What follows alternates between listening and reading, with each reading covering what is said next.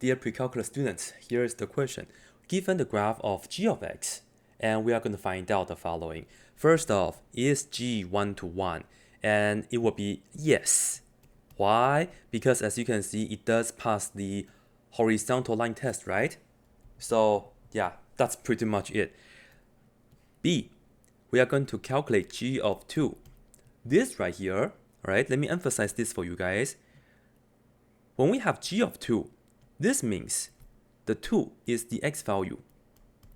So we just look at when x is 2, which is right here, and we just look up, and then we just need to look at the y value, and that will be 1. So the answer for this will be just 1.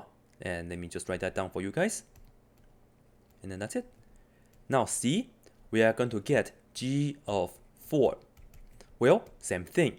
This is just the original, so the 4 means we have x equals 4.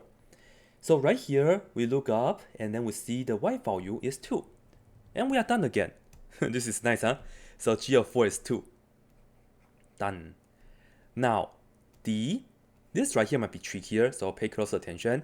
Here we have the inverse. Right here we have the inverse of g, and then the inside is 2. Well, when we have this, the inside, remember when we have the inverse function, the main idea is that we switch the x and y. So in fact, the inside here is y equals 2. And the reason that we have to do this is because we are only given the original graph for g.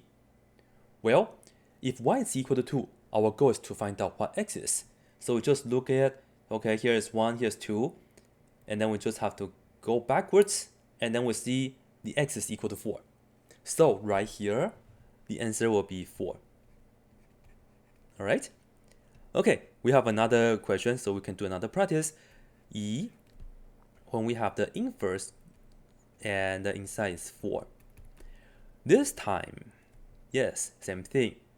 Look at when y is equal to 4, and we just see 1, 2, 3, 4, which is right here, and then we just go to the graph, and then we just trace down, and you see that we have 4, 5, 6, so the answer will be 6.